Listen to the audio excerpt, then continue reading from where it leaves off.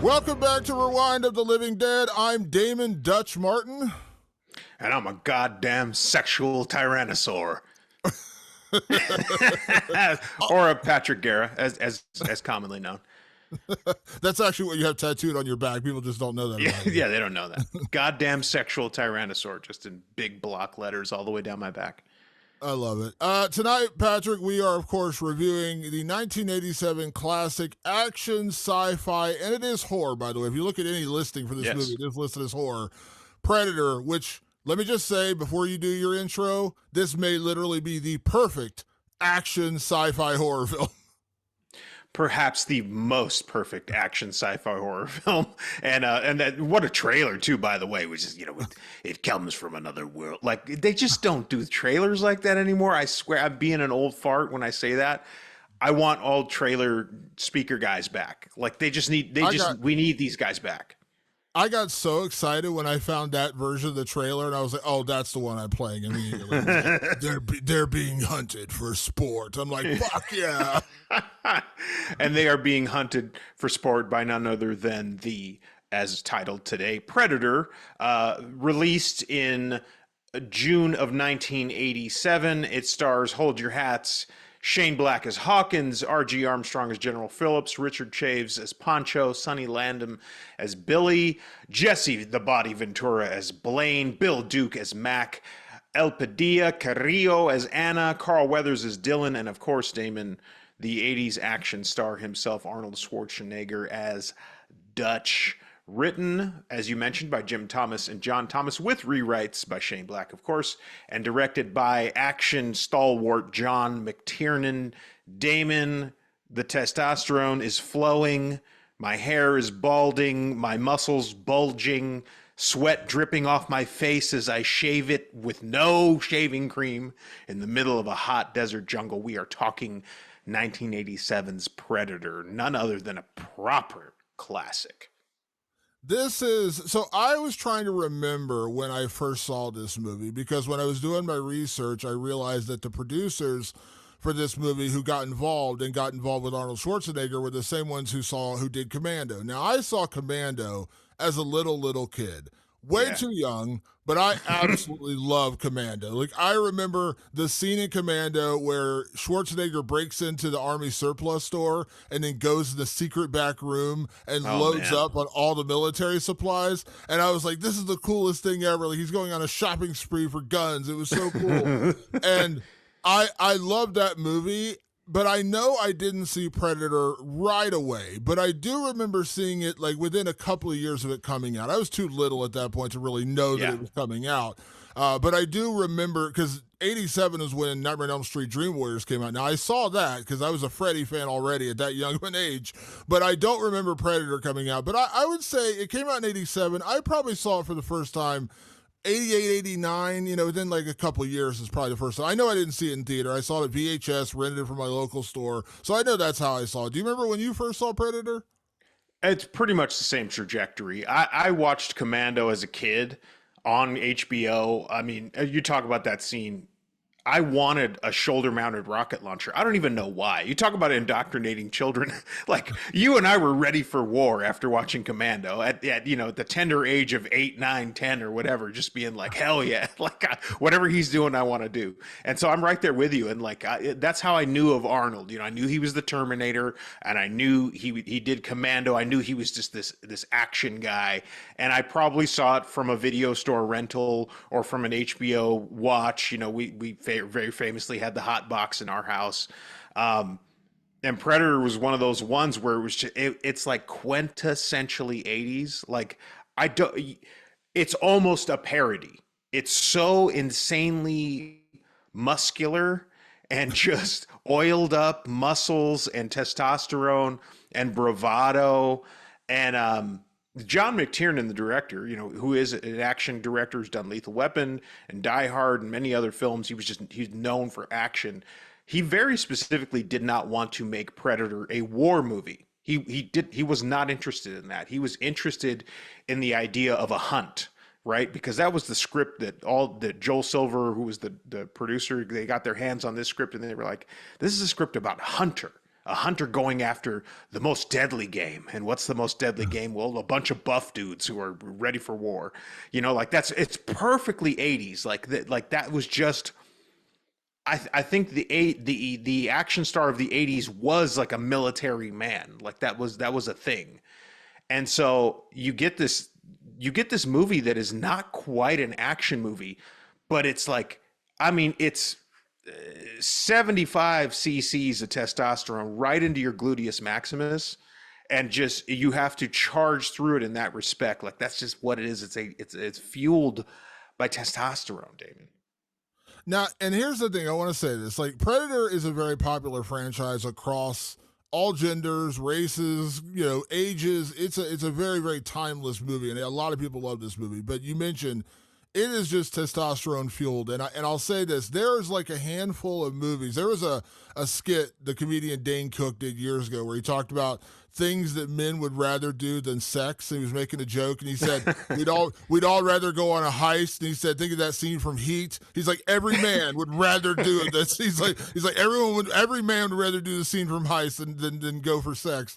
And it's true, because like there's certain films that they're guy movies. They are the ultimate guy male movies. And Heat is one. That's one of my all-time favorite films.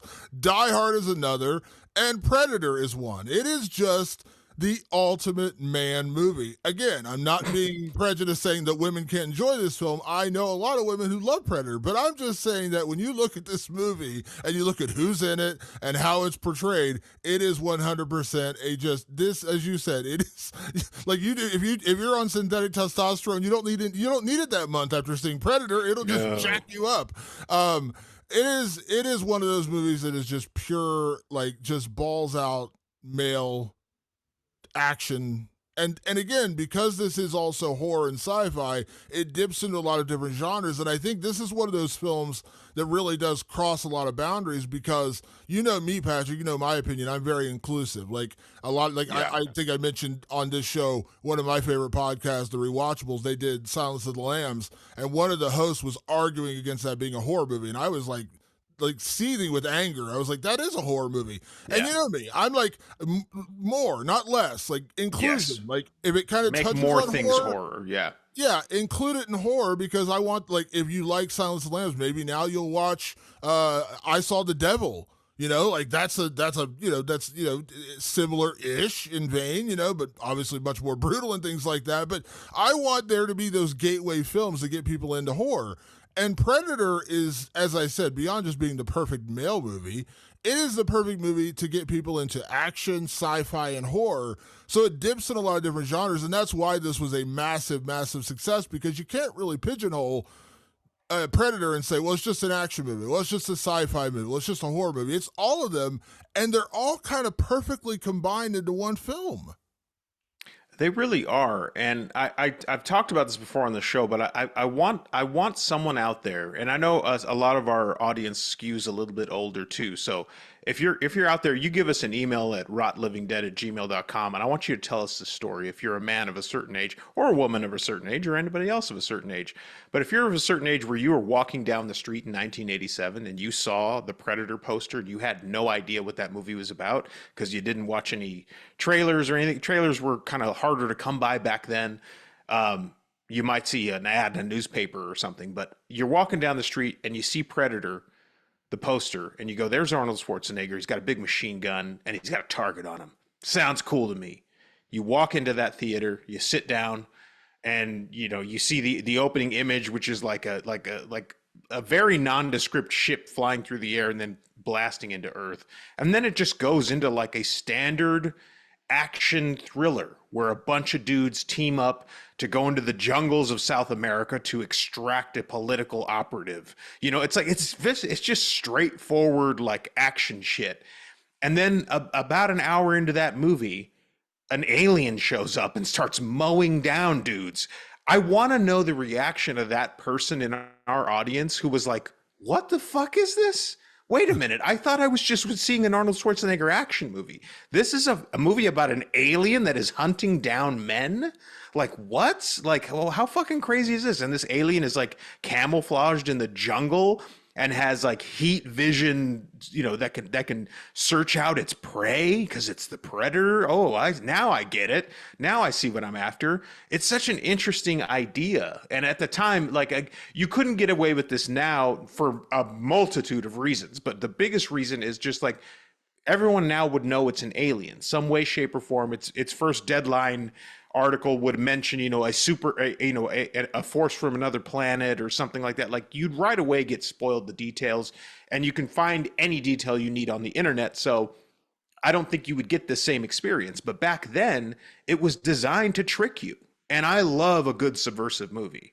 This movie, if you don't know shit about it, is like actually crazy subversive.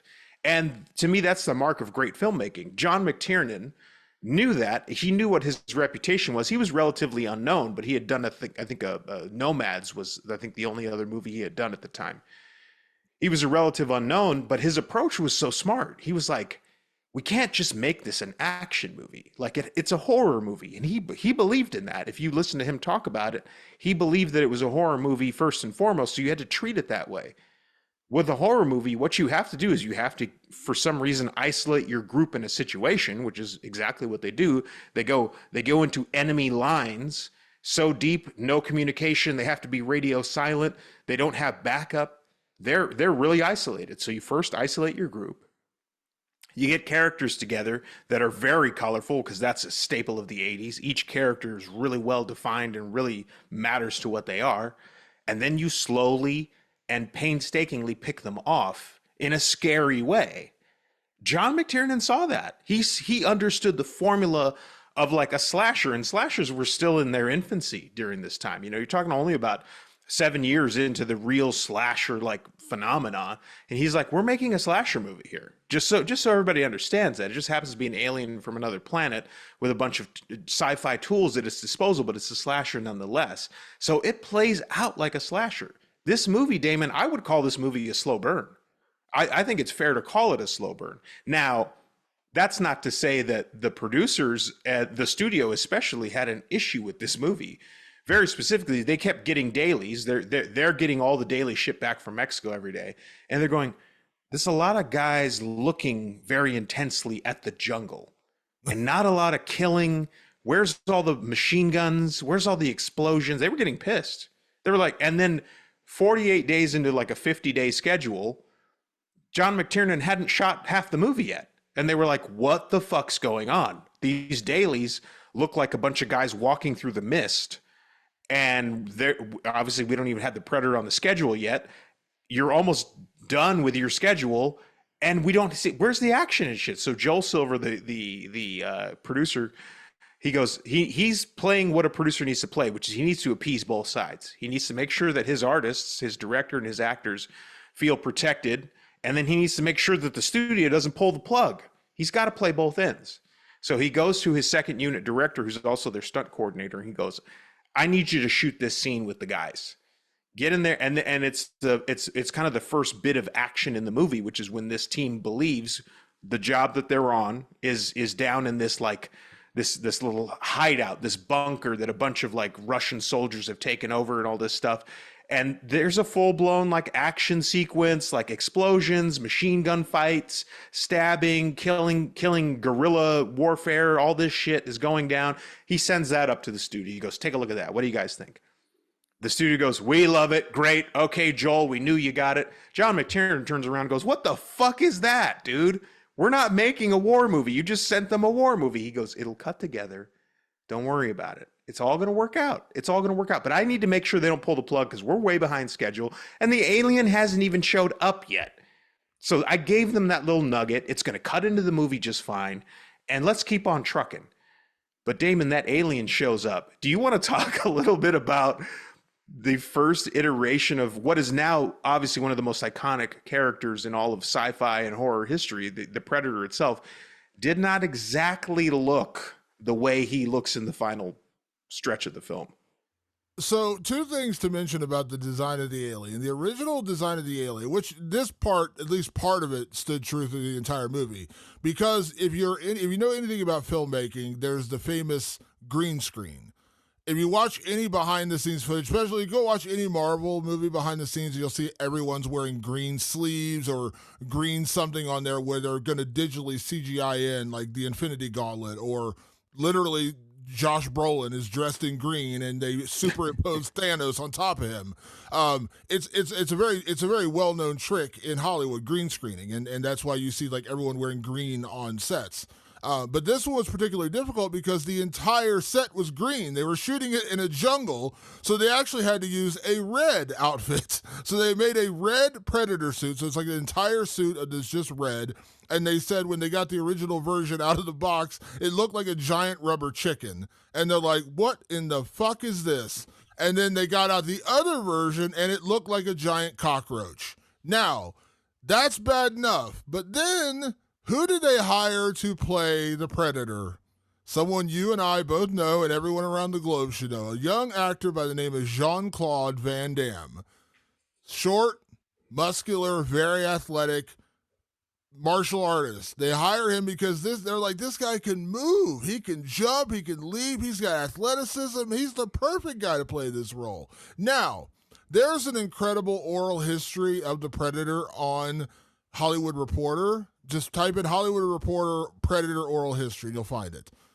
There's like 9 versions of why Jean-Claude Van Damme got fired from this movie. I don't have time to go through all of them, but like some of them said it's because he just couldn't do it. Some of them said because he complained too much. Some of them said because he was too short compared to the guys in the film, because Jean-Claude Van Damme is like 5'9", I think. He's not a big guy. Muscular, but just not like a physically imposing guy, whereas Arnold's like 6'4" or whatever.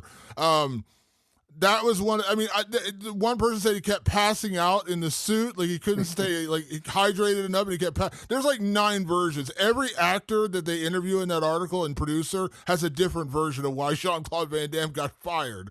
But he got fired eventually, and so like they had to start from scratch because they're like, we're in the middle of filming and we don't have our fucking alien. So Arnold Schwarzenegger, in his brilliant genius, says, "Why don't you guys call Stan Winston? He designed the Terminator.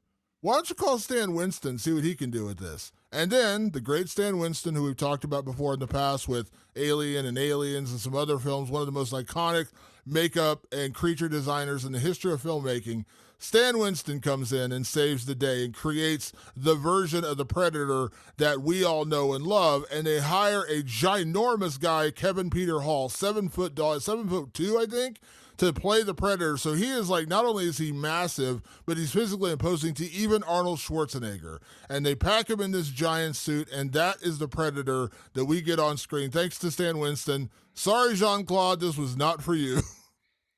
Yeah, this just didn't work out. Jean-Claude ended up having a great career, truth be told. He's still out there kicking and doing the splits. By the way, have you seen the photo of Jean-Claude in the outfit? There is one photo that exists. He literally looks, I mean, when they said it looked like a giant cockroach, he literally looked like a giant cockroach. Like, it is the most hilarious image. It's on IMDb. I found it today and I was like, oh my God, like this would have been horrible. Roger Corman would have been like, this is too stupid. We're not doing this. Like like that movie would have been a complete disaster. It's incredible like how Predator is fully iconic, right? Everybody understands and knows the Predator franchise is one of the most iconic in the business. And that one thing, imagine if they were just stuck to their guns and go, we got to make it work. I don't know. We just have to make it work. They would have created a complete flop. It just would have completely fell flat the minute you saw that ridiculous. It didn't even look good. That was the problem. Like, okay, if it's a cockroach, like, all right, that would have been a silly one-off, but at least it would have looked good. It didn't even look good. It wasn't going to film well. And Arnold's a proper filmmaker himself. You know what I mean? Like, he gives a shit. And this was like at the height of his career where he was just very protective of what he needed to do. And he was just smart enough to go, Stan Winston is the best guy to do it right now. Like, if you don't call him, then you're screwing up. And Joel Silver snapped into action and was like, yeah, okay, we got to get this Stan Winston guy on. And now the Predator is like completely iconic. People know what it is, whether you show them the movie or not. They just know the image that it is. And it's so impressive. And you got to think that Kevin Peter Hall was going through absolute hell in that suit. I can't imagine.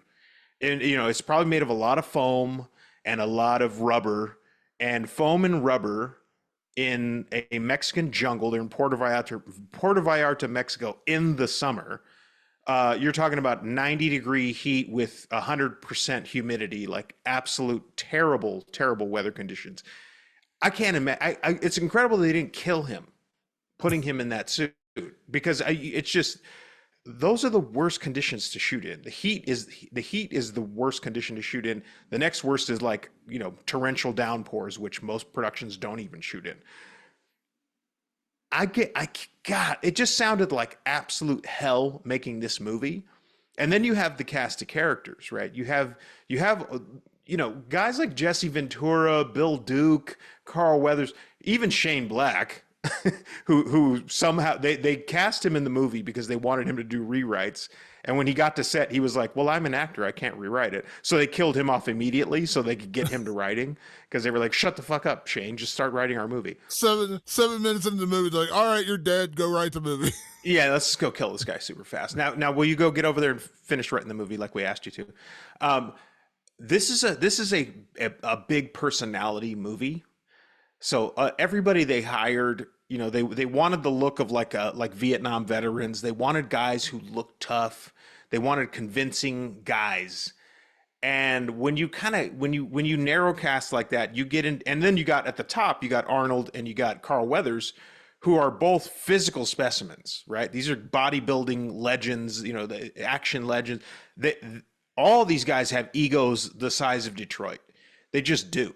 And you put all that together, and you've got on top of just this grueling shoot schedule, egos out the ass, guys trying to outdo each other every single day.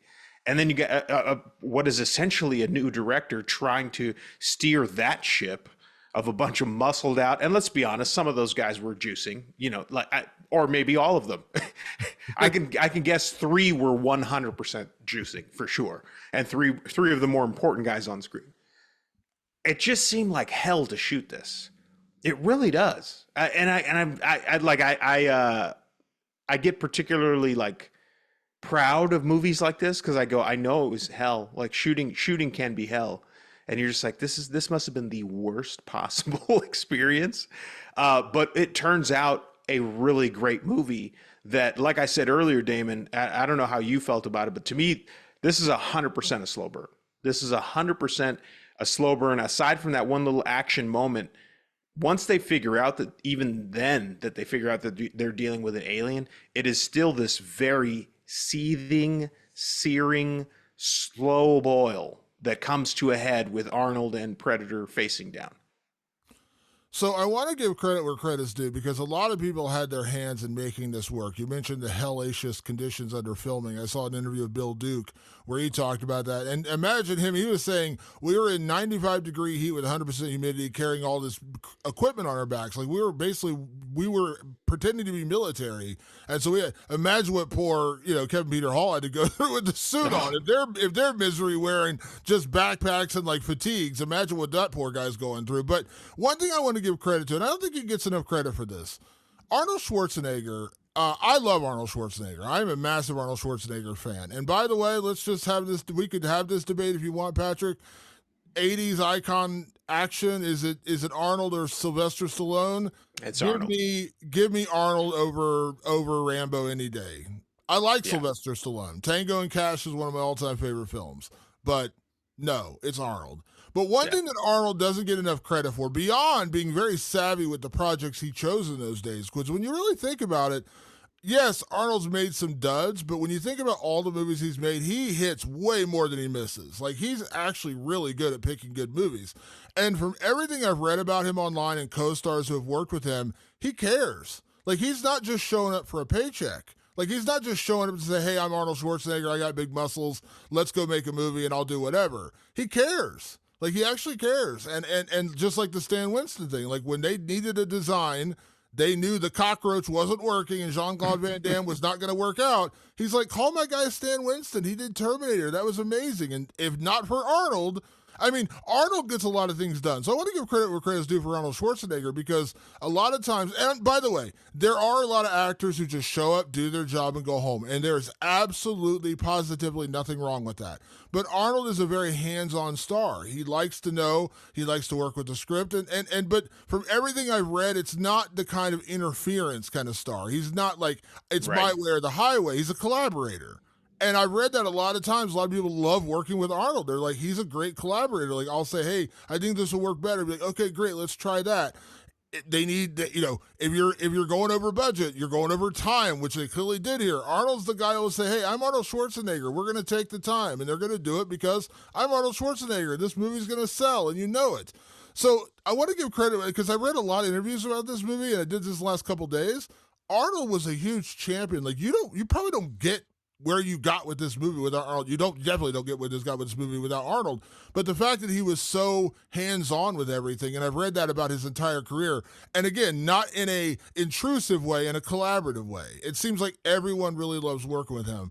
But yeah, I mean, this is a movie, and I'm sure, listen, there's podcasts out there, there are documentaries out there about movies that just were disasters from start to finish, and they threw it out there and they got to theaters and like, yeah, this was a mess to begin with, and it's just never going to work, and it just, it crumbles and fails and never pans out.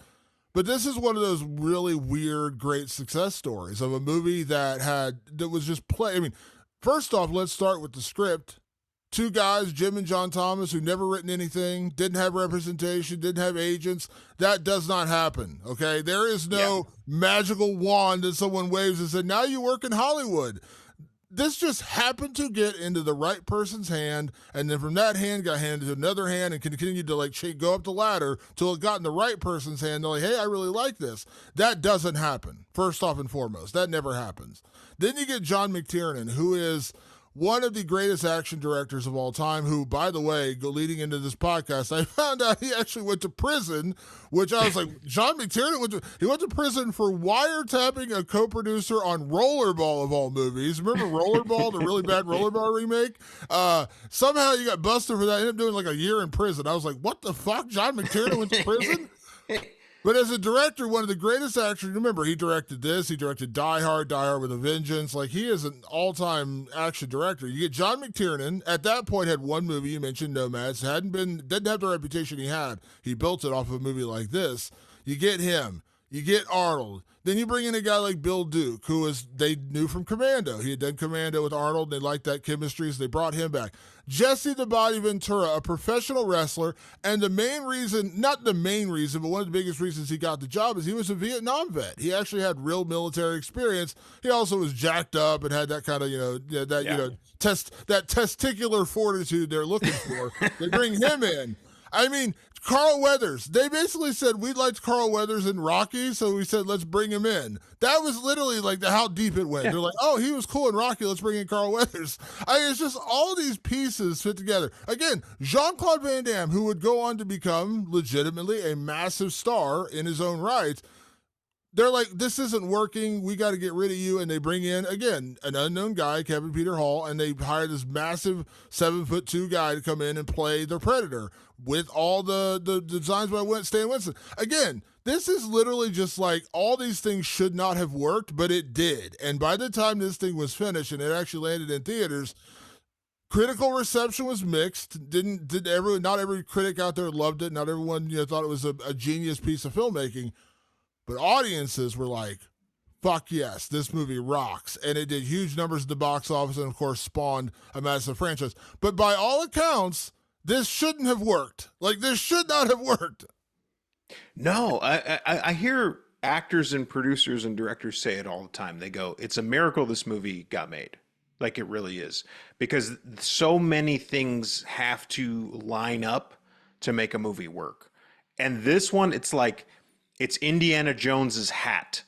It's like it's this close to being wiped off the face of the earth forever. And it gets in there by the skin of its teeth. The Predator succeeded barely. Like, it barely succeeded, like, through sheer luck. through sheer probability. Like probability was in its favor. You know, that just the right actors fell in at the right time, the right director fell in at the right time, the Stan Winston was available. What if Stan Winston was like, I'm on something huge right now. I'm getting ready for Jurassic Park in 5 years. You know, like whatever. Like there's a million reasons he could have just been like, I can't do this. But he did it, and he didn't just create anything, you know, like he created the best version of a predator that now the world can't get enough of. That's what gets me so excited when I talk about predators, realizing like it's filmmaking 101, which is like here's your worst case scenario for every scenario on the list. Make every possible scenario and make it worse. But I love hearing the stories about Sonny Landham, who played Billy, the tracker. You know, all these dudes are all again just testosterone up the ass, and they go, okay, this guy, we don't know much about him, but we know he's got the look and he's got the attitude. That was on and off screen. Sonny Landham off screen, he liked his alcohol, and it was too much, to the point that they had to hire a bodyguard to protect him from other people, which it's like, well, like we don't do this anymore in Hollywood. Like you don't tolerate this kind of behavior anymore. But he fit the bill so perfectly that they just hired a guy to keep him on track and be like, okay, yeah, I know you've been on a bender for 12 hours, but we have to film in 20 minutes. So I'm literally going to just pick your drunk ass up and drag you to set, and you're going to say your 3 lines, and you're going to say them just perfectly. And that's what happened. Things like that were happening all along the way to get to an iconic movie, which is, it's crazy. And by the way, we didn't really have anything planned to talk about this, but you know, this did spawn a franchise, like a proper franchise that has like tons of movies in it. It's not my favorite franchise in the world, but I think it is one of those franchises that is wildly consistent in that it delivers you action and gore and testosterone, even when they have a lot of woman characters in it. The women characters are tough as nails too. We just heaped praise on Prey when it came out, as Amber Midthunder took over as like the lead character. She's a fucking badass, like a full blown badass. Like the rule for the Predator franchise is your main people have to be the coolest, most hardcore motherfuckers. Like that's the fucking rule. Like, how do you not love that? Oh yeah, and let me get real quick. You mentioned Sonny Landham. I read a story where they said apparently they all went to a bar one night, and they were all drinking, and they sort of ruckus. They're like, "What's going on over there?" And apparently Sonny was down on the ground, I guess, like trying to lick a woman's feet or touch her feet or try, like kiss feet or something. Yeah, and like it started like basically a giant fight, and they're like, yeah, we gotta put someone with Sonny from now on. Like we gotta have someone on Sonny at all times. And Sonny Landham, if you don't know, he wasn't like sadly he passed away. But he wasn't like the most prolific actor. But I knew him right away because he was also in 48 Hours, which was another. Same production, same producer, yep. Same studio, the whole thing. And that is in my opinion, one of Eddie Murphy's greatest films. But he plays Billy Bear, one of the bad guys in that movie. That's also Sonny Landham. That's where I knew him from. I was like, hey, I know that guy from 48 Hours. But yeah, like that's how wild it gets in this movie. And just, again, it's the perfect storm of everything working out. But yeah, you mentioned the franchise. What's really crazy, like, because when you think about this movie, and I know you are a big fan of Predator 2, and I like Predator 2 Huge. As well. Yeah. But when I think about and I'll say this honestly, like, I don't love a lot of the Predator movies. I don't. Like, Prey was, like, the perfect reinvention of this franchise, and now I know they're doing more, you know, of that same director is doing more, and I'm all for that. Hopefully they're all good like Prey was, because Prey was incredible and Amber Midthunder was awesome. But to think about how it all spawned from this, because it's wild to think about, because this movie, like when you, like, yes, future movies in the Predator franchise, I mean, they got Adrian Brody, they got a lot of, like, you know, well-known names to star in Predator films, but it all starts with Arnold Schwarzenegger, who is, again, arguably the biggest action star of the last 50 years, you know, but the crazy thing is Arnold survives. Spoiler. He's the one guy who makes it out of here, out of his team. He never came back. It all based upon the Predator. Like, Arnold was the star. Like, look at the poster. It says Schwarzenegger on top, Predator's at the bottom. You know what I mean? Like, Yeah. it doesn't say Predator at the top. It says Schwarzenegger, Predator. That was the pecking order in this movie. And the fact that it did so well and people got so attached to this movie and loved it so much that the creature ends up spawning a franchise of whatever it is now, like 8, 9 films, I think, if you add in Alien versus Predator, whatever it is. It's wild to think about. Because that generally is not the way it works. And I know, Arnold, again, you think about Terminator is another one that he's, very much in the middle of, but they always came back to Arnold in Terminator. Like, even in the most recent Terminator, which was not good, they brought in Arnold again. Like, Arnold's always kind of like dabbled around Terminator. He was in one Predator. That's it, one. And never showed up again. It was all based upon the creature. That to me is wild because this movie was based around a movie star, and then it became about the creature. And now we're, like I said, 8, 9. I don't even know what the number is, like number of films. And as I said, I'm not a big Predator guy, like in terms of like loving the movies. I loved the original. To me is still the best, just because it's everything you could ever want in a movie as like a male person. A male Predator person. Predator 2 is awesome. Danny Glover, I really like that movie. That's a really, really good movie. Prey, amazing. That was one of our favorite films a couple years ago. Everything else in between, not so much. I think I've seen almost all of them either in the theater right when they came out, and some of them are pretty bad. I'm going to be honest. This isn't even like Aliens, where like we were like the Alien franchise, where we found like 4 or 5 of like 8 films or whatever. We're like, these are pretty decent. This one's like 1, 2, Prey, and let's just not think about everything else.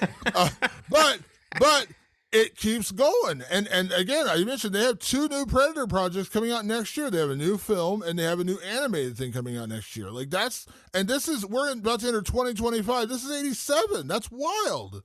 Yeah, we're talking about a almost 40-year. It's almost 40 years of this franchise.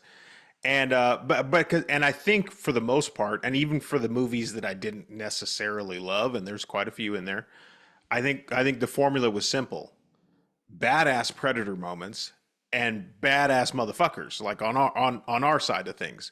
Like the swaggerly, tough talking, gun toting, muscle having motherfucker is what you want. Like that's the formula of this, where it's like any other slashers, it's sort of like weak, awkward, weird people, and then a great final girl who we root for is usually how like a slasher works.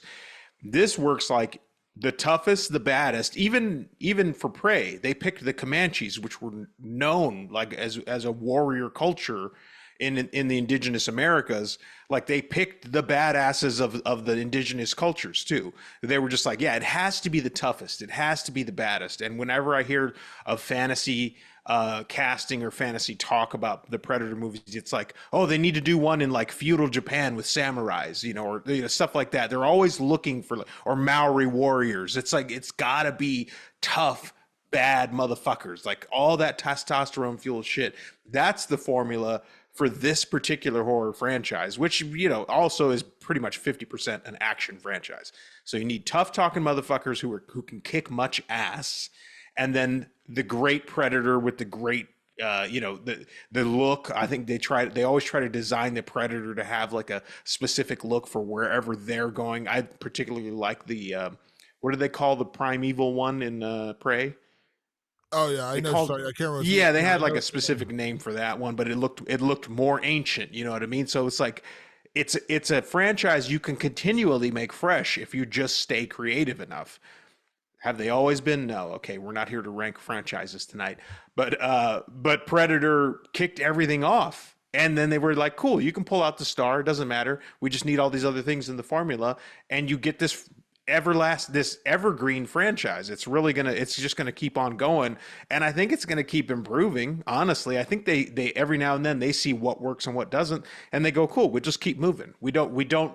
This is one of those franchises that does not need permission to keep going. It jumps in when the time is right.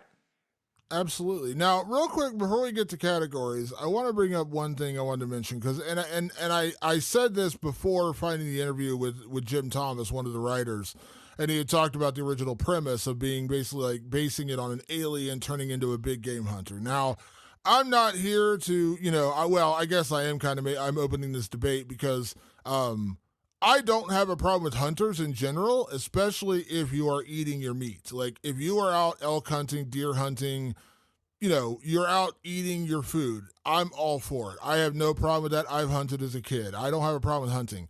Sport hunting bugs me. I don't like sport hunting, and I don't like these guys who go to Africa and pay buku amount of money to shoot a lion or shoot an elephant and pose Yeah. with pictures. Like they tackled it and took it down themselves and didn't shoot it with an elephant gun from 150 yards away when they were in zero danger. I never enjoyed sport hunting. Still to this day don't really condone it. Don't really love it. Sorry if I'm offending you. You hunt all you want, but eat what you kill. That's my philosophy.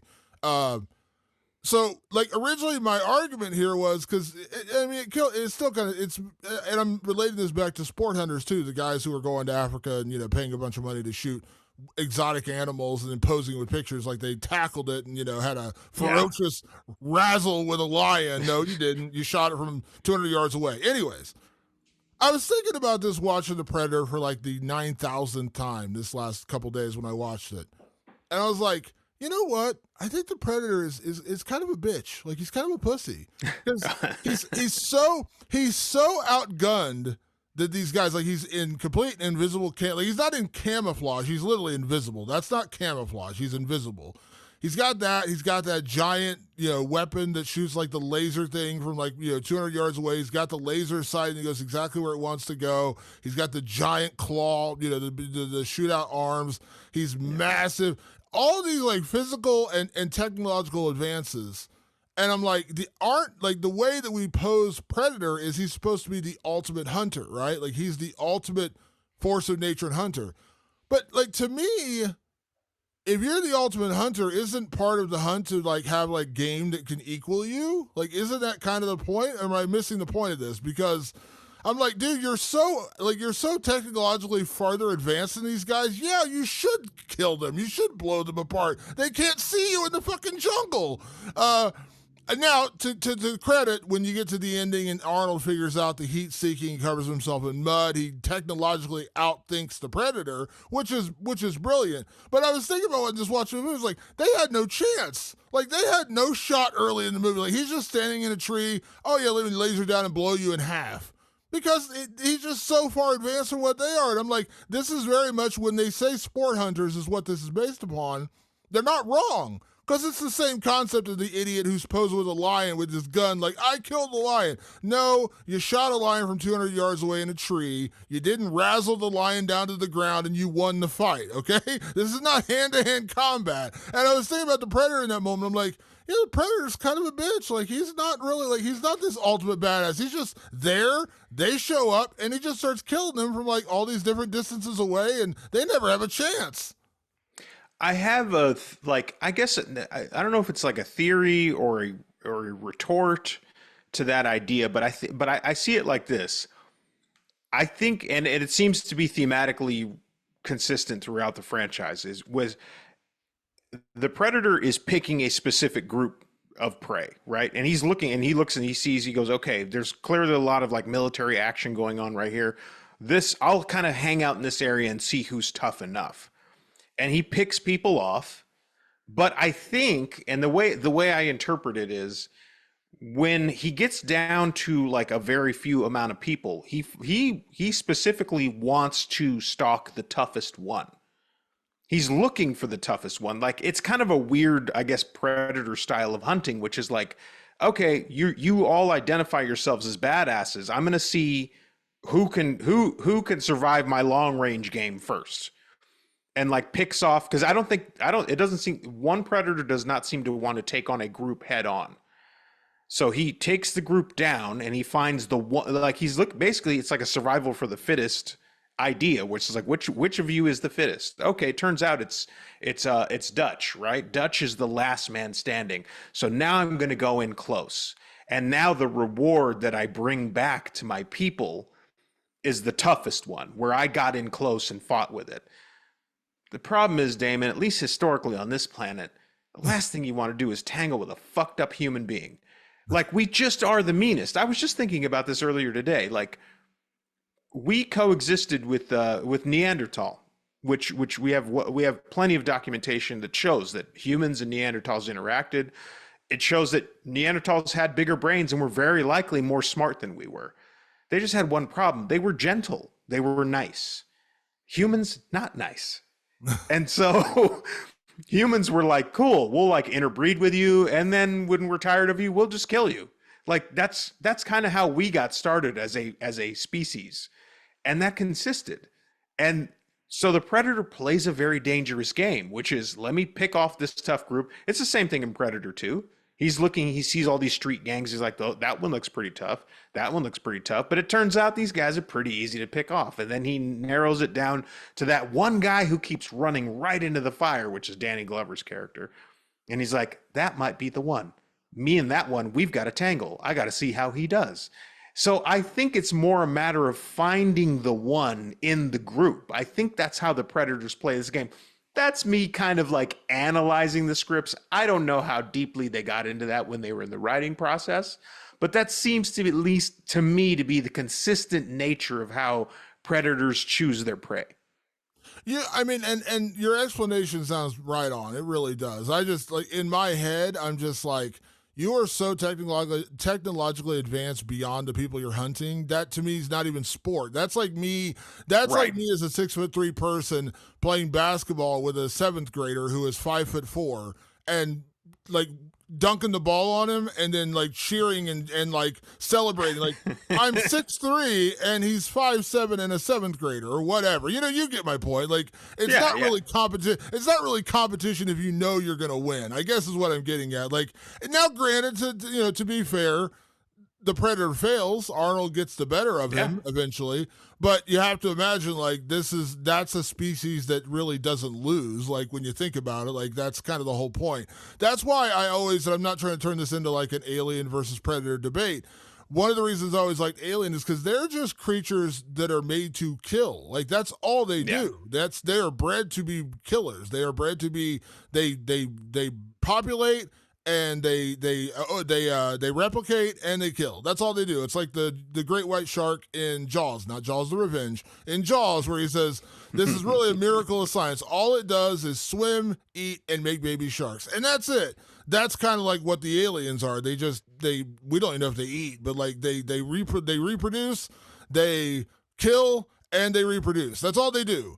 The predator having actual like motivation or actual like motive to kill people, to hunt and kill people, that's kind of a cool concept for the character, for the creature. But again, when you're that's like I said, it's like Kevin Peter Hall is the 7'2" guy, literally, and it's like he's playing basketball with the fifth grade team. Like, is it really fair? Is it really a fair fight? That's my only point. Now, again, everyone's gonna say, "Well, hold on. Now Arnold beat him. He did beat him." But that's kind of the point. He's not supposed to beat him. Like, there's no world where Arnold, as one soldier, should be able to beat the Predator. That's why it's Arnold fucking Schwarzenegger. He's the ultimate badass, and Dutch is the ultimate guy.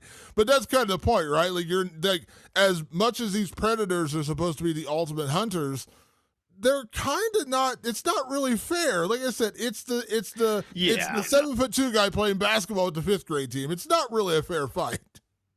It's not, but again, I think that's what it is. Is that his goal is like, let me pick off all the weaklings. I think he's savvy enough of a hunter to go, because he doesn't even need to get into close range. There's no reason for the predator to ever get close to his prey ever if he wants to.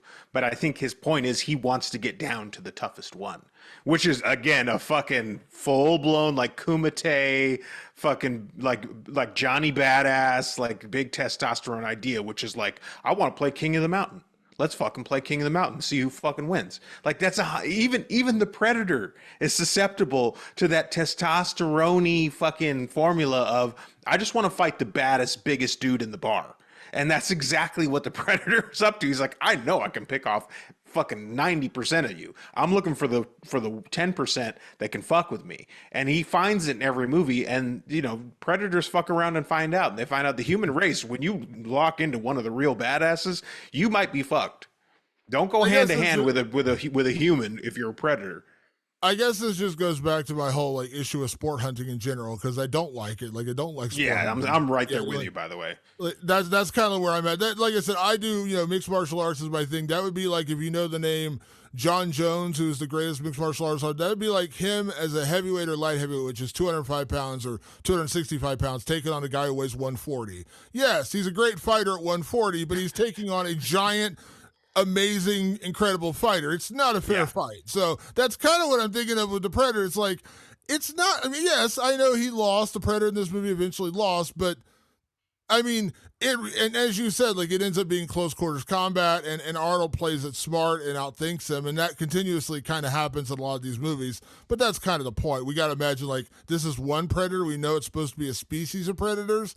Like, do all the predators when they find out about this are like, how did this guy lose? Like, how did he fucking lose to this guy? Like, how do we keep sending people to Earth and they keep getting killed? What the fuck's going on here? Why we send people to every other planet and they win? How's this happen?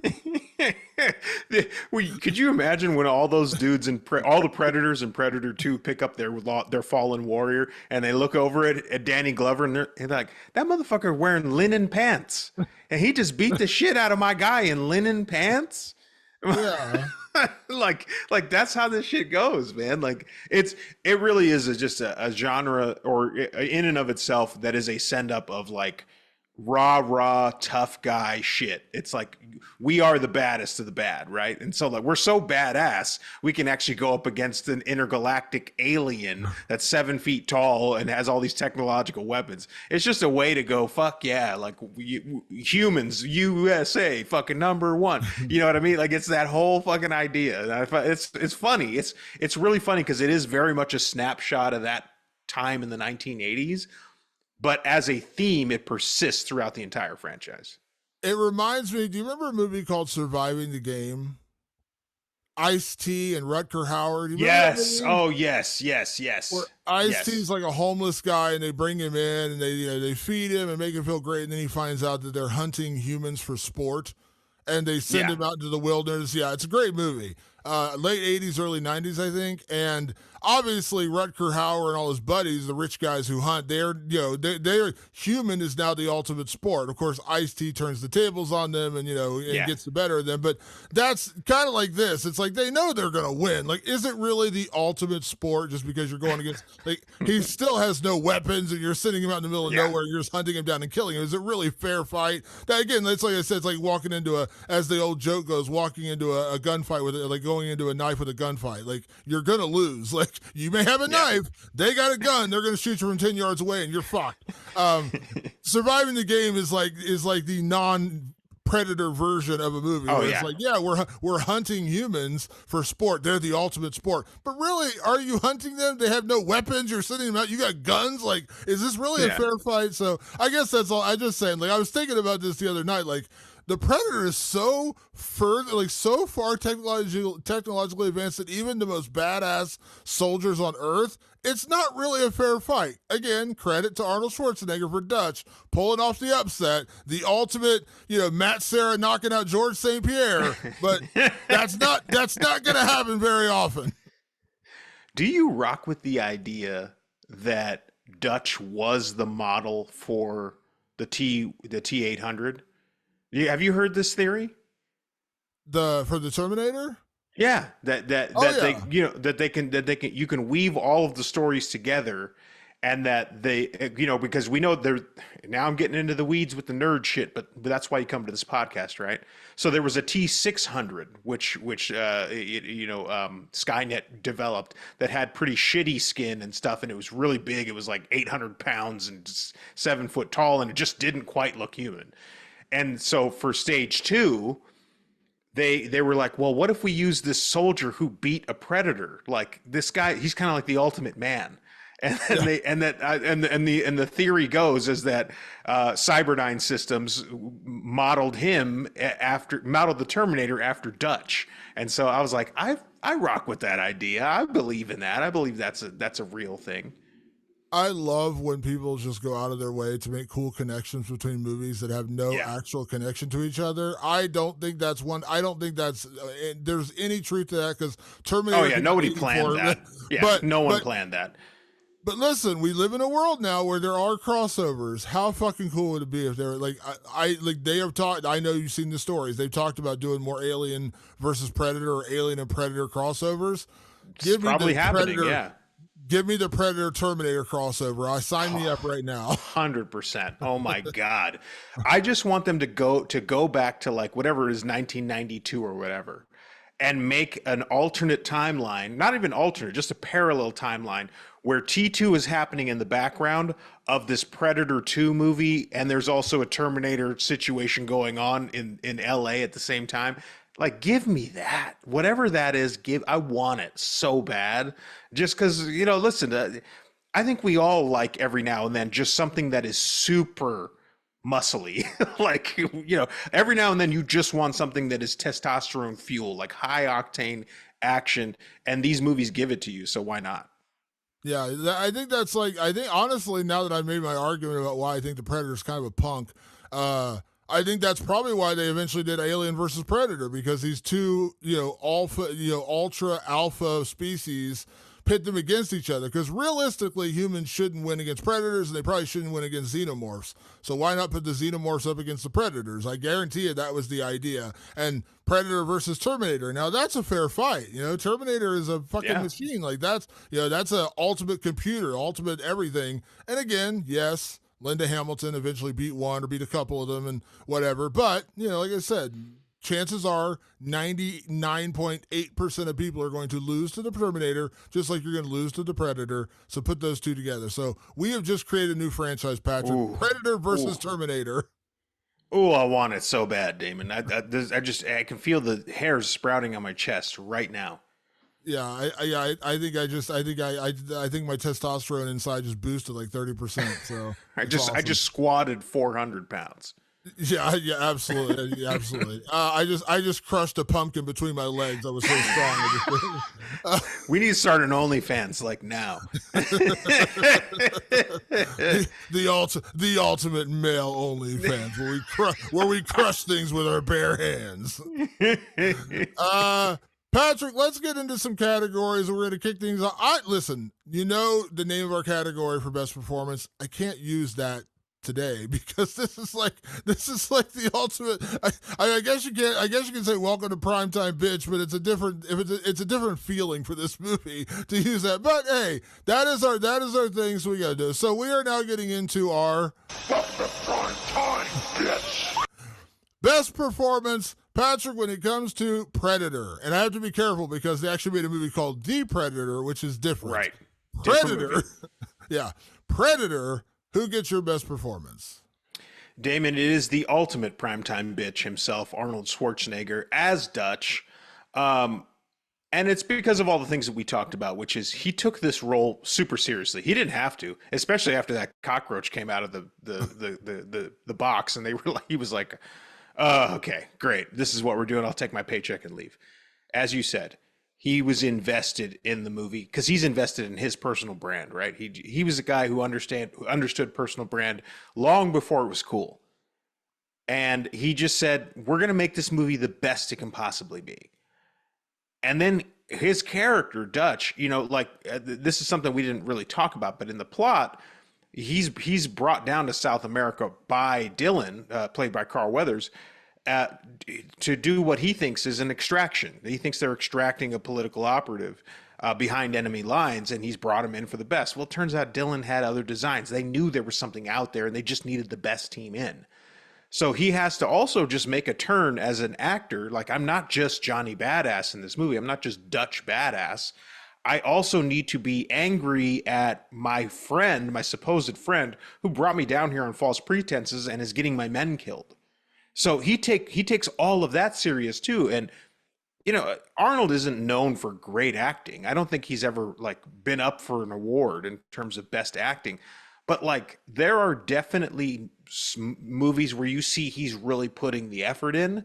And I do feel like it is in this movie. I do feel like you see in Predator, Arnold really trying to convey what a guy in this situation would be going through. He's not just robotically being a badass. He's trying to have levels, and they work. I mean, they work in the context of Predator.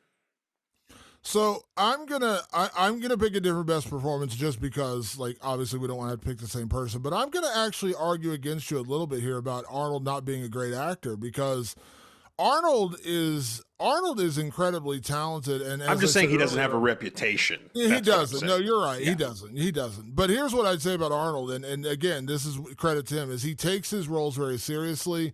He's a very hands-on collaborator, as I mentioned earlier. And when you look at his body of work, not to get like off the topic here, like when you watch him do like True With Lies, which is one of my favorite all-time movies, Yeah. with James Cameron, Jamie Lee Curtis, incredible film. He has to play comedy, he has to play action, he has to play a little bit of drama in there. Like it's a pretty multifaceted role. And you think about like, was it what was the movie with It's Not a Tuma? What's that movie? Oh, Kindergarten Cop. Kindergarten Cop. Like he does Yeah. comedy, he does straight Yeah. action. Twins. Twins is great.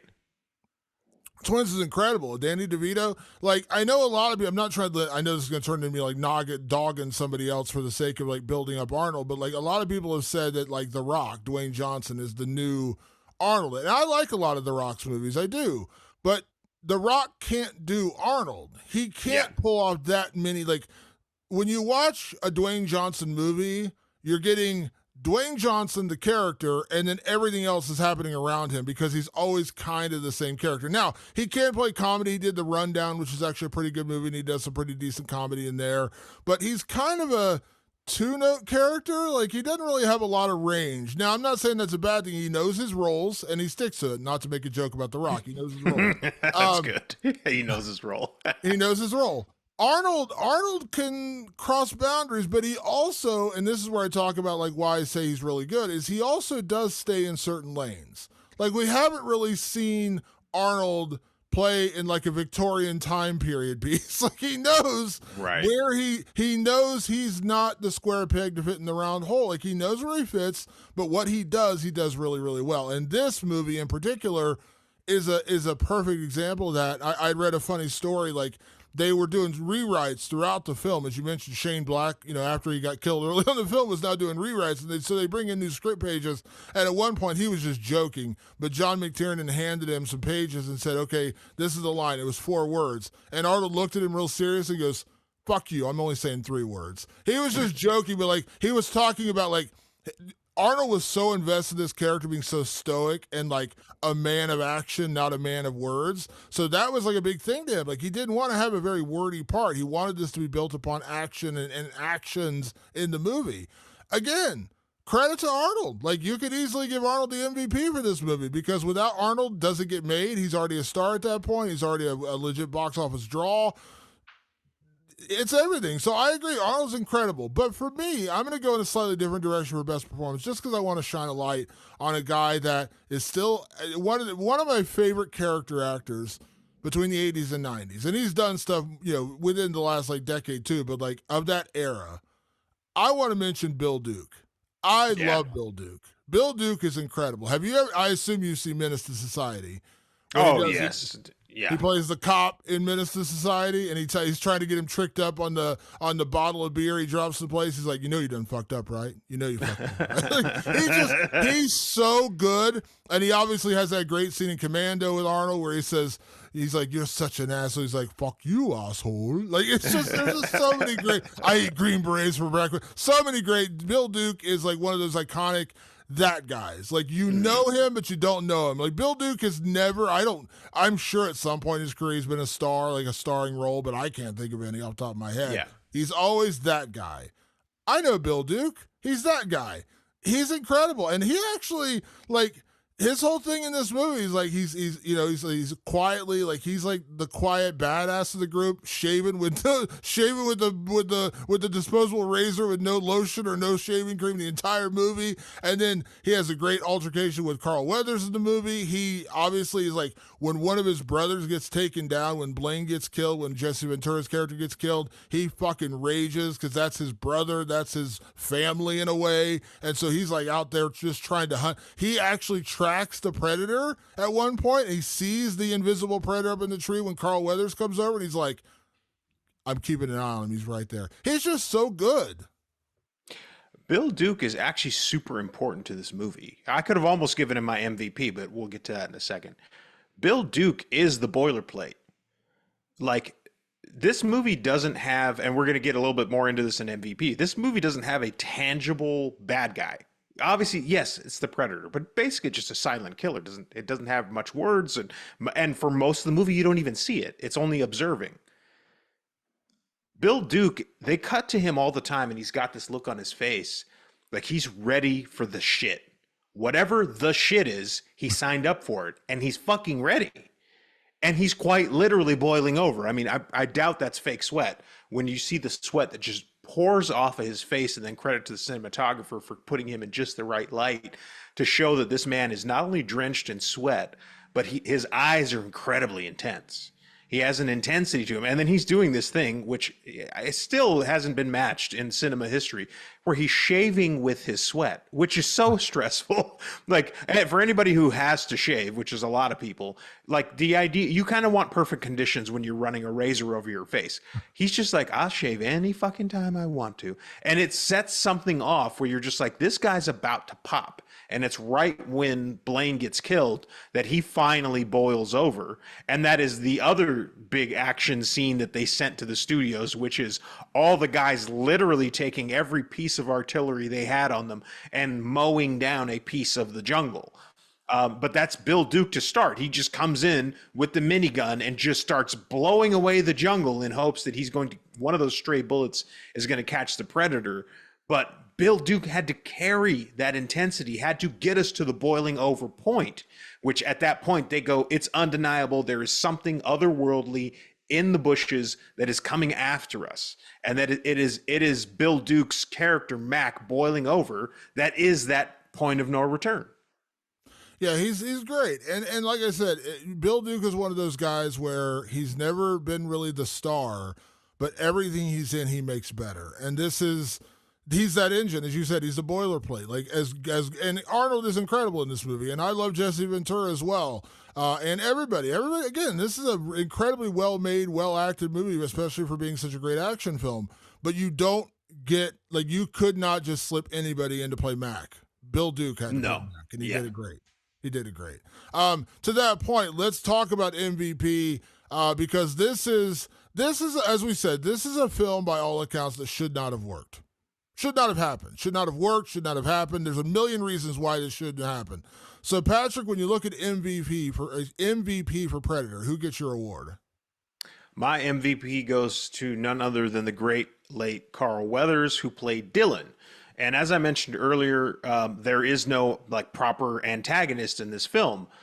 Well, Carl Weathers' Dylan is exactly what you need. So while you're trying to carry this story through to get to the point where you have an alien, which based on their budget, based on their shooting schedule, they can only shoot the alien for a short amount of time. The rest of it has to be story, just story of these soldiers.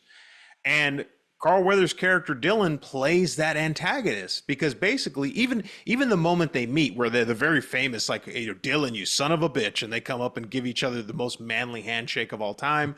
What's the matter, Dylan? They see, hey, I got you pushing pencils, all this shit. There's already antagonism there, even though they're friends. There's already tension there.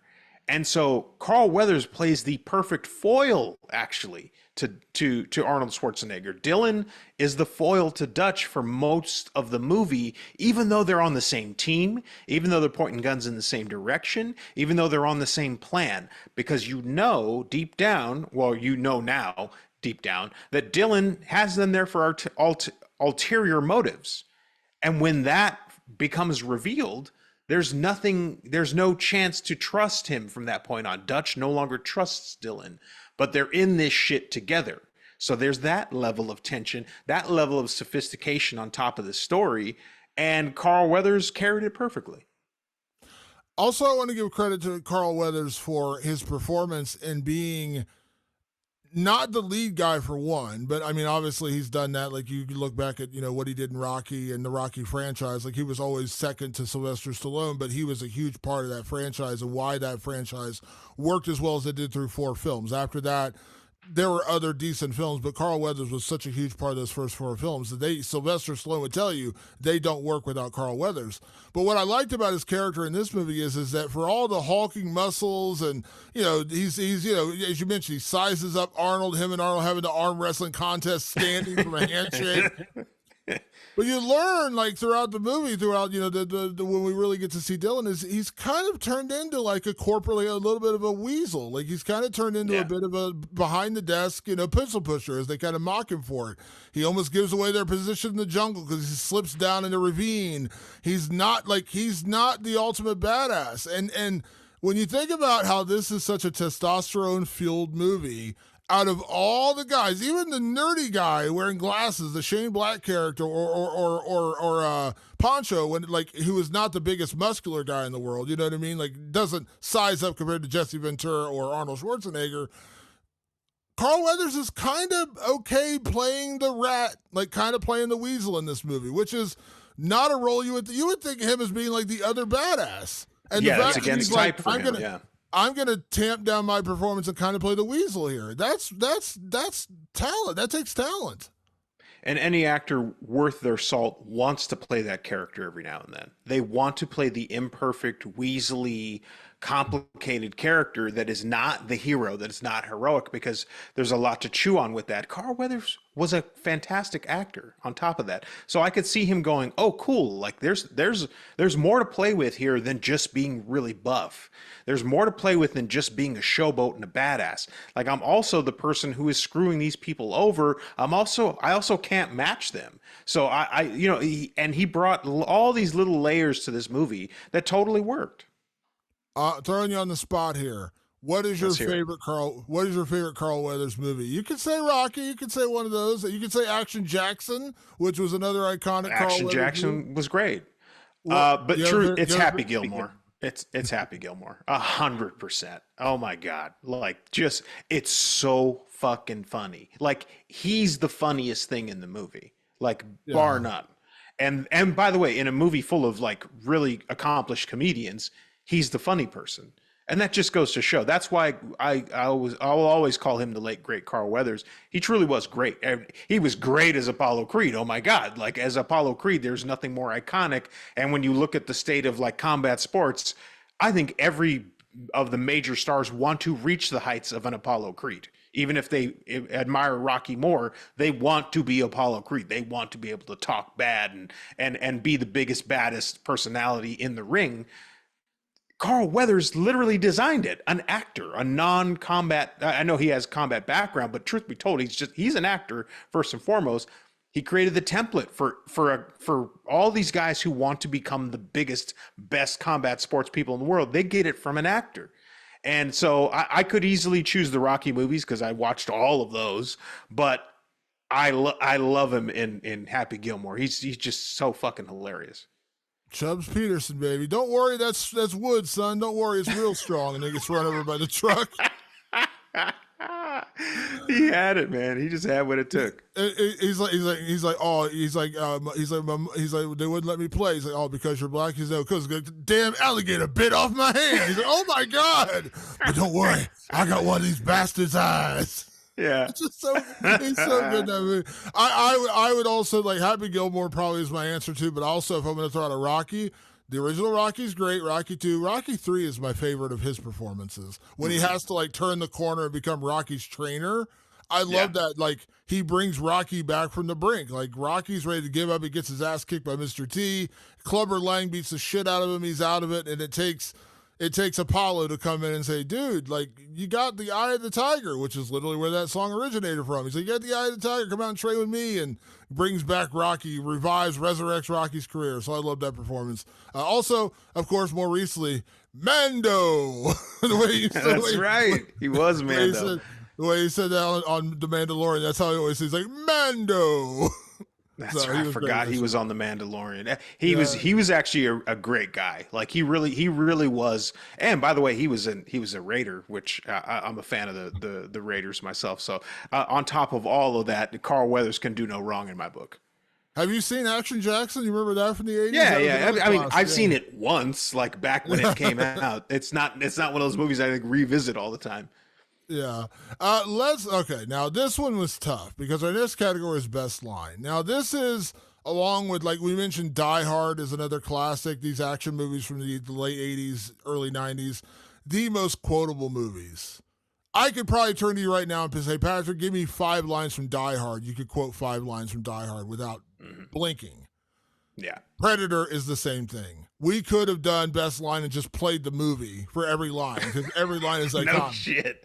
But we had to narrow it down. Now, before we give our picks, I'm just saying this is not our pick. But if I didn't play this during the show, we might have a revolt. So this was not our best line. But if I don't play this during the show, people are going to get really angry. Run! Go! Get to the chopper! That is the line that is Arnold. Arnold Schwarzenegger said that is his favorite line in any of his films ever. Really? Yeah, That's his and favorite. it still plays to this day. He just did that insurance commercial for the Super Bowl that's now playing right now, and he does the get to the chopper. It is his favorite line of any film he's ever done. No shit. I didn't know that. That's his favorite line. So I had to play that. That's not it, but that was it. So Patrick, I cheated and got 2 because my lines are pretty short, so I kind of cheated to get 2. What is your best line? Who says it, and how does it happen? Oh, well, it's about Mac, which we talked at length about Bill Duke's performance as Mac. There's just this one moment, and it's like, I could have picked all the obvious ones, and I'm sure you ended up picking some of the ones I was going to pick. But I just loved this one because it was it could have been a throwaway moment. But Bill Duke sells the fuck out of it, which is basically Carl Weathers is like stumbling through, as they're trying to creep along.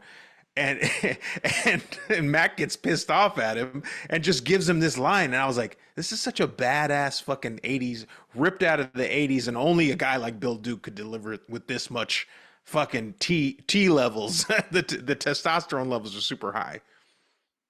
You're ghosting us, motherfucker. I don't care who you are back in the world. You give up position one more time, I'll bleed you real quiet, leave you here. Got that? That's amazing. That's such a good line. That's one of the reasons why Bill Duke gets my best performance. He's like, I don't care who you are in the world, motherfucker. I'll bleed you. Leave you here. It's how they emphasize the lines too. You know what I mean? You can laugh all you want and I said it's practically parody. It's so testosterone-y. It's almost a joke. But there's an art to being that swaggerly and that masculine, and just trying to outdo the guy in front of you. He's standing next to Carl Weathers, who is a specimen of a man. And he's like, how do I threaten that guy? Well, let me put my stank on this shit and see how it goes. And it turns into a fucking great line that most people wouldn't pick. I'm doing the hipster pick, right? Like the less obvious pick, but listen to how he delivers it. It's fucking amazing. It is. So my 2 lines are both delivered by the same character, which is why I picked them. And because I didn't give him best performance, I didn't give him MVP. But my favorite character in this entire movie is Blaine, played by the great Jesse the Body Ventura. Now, I've mentioned on the show before, I'll mention it again now. I grew up and to this day remain a massive professional wrestling fan. But in the 80s, when I was growing up as a kid, Jesse the Body Ventura was part wrestler, but he was also doing commentary at that point. And Jesse the Body Ventura has a quote in professional wrestling that I still use in my current job as a journalist covering mixed martial arts almost at least 2 or 3 times a year. It's a great quote. I know you probably know it, Patrick. Win if you can, lose if you must, but always cheat.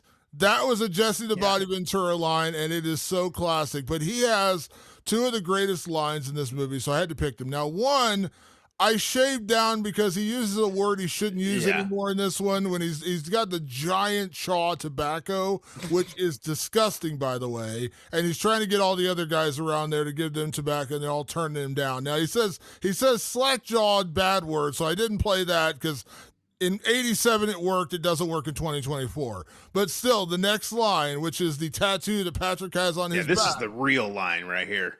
This is the real line. This stuff will make you a goddamn sexual tyrannosaurus. Just like me. Just like me. This stuff will make you a goddamn sexual tyrannosaurus. And then the other one, listen, I know the other one is a very iconic line, but it's also delivered in brilliant, just perfect Jesse Ventura ways. You're hit. You're bleeding, man. I ain't got time to bleed. I ain't got time to See, bleed. I ain't got time to bleed. I don't know how many guys in my life have said that to me. Like it's just one of those lines that never ends. Damon, by chance, did you pull the very classic handshake moment? I did not. I did not. I Yeah. also didn't pull the. I didn't pull the. If it bleeds, we can kill it. I didn't pull because I Right. could have pulled like 19 lines. From this Yeah, movie. there's a So- lot of ones you hear. I'm just curious if the Dylan, you son of a bitch, and then just that clap, the two hands clapping, and then the striation in their fucking ripped ass forearms and all the sweat. This Also, is a fucking hilarious scene. And you got to give credit where credit's due to John McTiernan and, of course, also the cinematographer, because when they do the hand slap, they just close in on the arms and the biceps. No, there's no Arnold or Carl Weathers. They just close in on the arms. They're like, look at these motherfuckers' arms. These guys fucking carved of oak. I read a story, and I don't know if it's true or not. I read a story that at one point during the production, because Jesse Ventura was in the prime of his career, big. I mean, he's a big, muscular dude. Yeah, he's over 300 pounds. Yeah, big guy. Yeah, and they had told him, they said, hey, we did measurements for all the outfits and everything, and they found out that Jesse's biceps were bigger than Arnold's. And he's like an inch bigger, and he's like, really? And he's like, yeah. He's like, okay. So he's like, he told Arnold, he's like, let's have a contest. Let's measure our arms. The loser has to buy the most expensive bottle of champagne, I think is what the contest was. Arnold set him up. He told the production designer to go over and tell him that his arms were bigger than Arnold's. They measured Arnold's was bigger, and so Jesse had to buy he set him up. Jesse had to buy the champagne. That was the story. But I thought that was hilarious. Like, talk about testosterone. Two of the guys were like, whose biceps are bigger? We're gonna measure them, and that's who's gonna buy the champagne. They had in their story they told where they said that Arnold flew in a gym. Yes. And built it like in the hotel where they were staying at. So they had like a conference room. He turned it into a giant gym. And I can't remember, one of the producers, it may have been Joel Silver or one of the other guys, said he went down and they did a workout with Arnold. And Arnold's like, they're screaming at him like, lift more, pussy, lift more weights, Yeah. come on. Oh, yeah. And he said at the end of the workout, he left and he's like, I couldn't walk the next day because I was so tired. He said the next morning when they came and knocked on his door, he just pretended he slept through it because he didn't want to go work out with him anymore because it was so intense working out with Arnold Schwarzenegger. Can you imagine? And at the time, too, Carl Weathers was in literal perfect condition. I mean, I've never seen quite specimens like Arnold Schwarzenegger and Carl Weathers. You imagine that gym at 5:30 in the morning, the kind of reps you've got to fucking hit. Like, oh, I'm so small. Like next to those guys, I'd be like, I got these 20-pounders, brother. I'm gonna jack these 13-inch garden snakes up. Never mind the pythons. You know what I just realized? We got into best line. I never even gave my MVP. I forgot to give my MVP. We talked about Carl Weathers so much, we forgot to give my MVP. What's your MVP? That's the story I was just telling. There's a lot of people who had a role in this, and I'll keep it short. My MVP was going to be Joel Silver, who was one of the producers on this yeah. film. That's because a good call. he's one of the people who got the script to him. He was like he was a higher level executive, but he wasn't the highest level executive. But he got the script, love it, and he took it to his boss, Lawrence Gordon, who was like the new head of Fox. They championed it, and Joel Silver was very hands-on during this entire production. Joel Silver had worked with Arnold on Commando, so he went to Arnold and said, hey, I got this script. You need to read it. And Joel Silver, if you don't know that name, Joel Silver is one of the most prolific producers ever, like, of all time. Like, he is just, I mean, when you look at it, like, let me just read some of his bio of films he produced. I mentioned 48 Hours. He did that. Lethal Weapon, Predator, Action Jackson, Die Hard, Roadhouse, Die Hard 2. One of my favorite underrated films. It's not a good movie, but I adore it. The Adventures of Ford Fairlane, starring the great Andy Dice Clay. Predator 2, the Last Boy Scout, Demolition Man, Executive Decision. That's a great movie. The Matrix, Swordfish, 13 Ghosts, Ghost Ship, getting into some of the horror stuff. House of Wax. He also did that. V for Vendetta. God, I'm just going down the list here. I mean, he just on and on and on. He actually did produce the new Roadhouse movie, which was awful, but he did produce that one as well.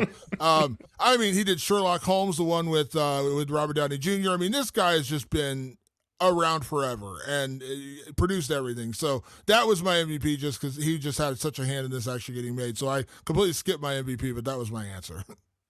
It's a smart pick too, and if you ever read up, I won't belabor it, but if you read up on the history of this movie, you get to understand what a good producer can do to save a movie. And that's 100% Joel Silver in this situation. This movie could have fallen apart. We've talked about that at length. Joel Silver kept it together. Read up on it and you'll see how it's done. Every time I say, oh, like, because I'm a producer myself, I don't produce feature films or anything like that, but I produce a lot of stuff. And they go, what do you exactly do? And I go, it's hard to quantify. It's like you get the shit done. Like you're the guy who's expected to get the shit done. And Joel Silver's that guy.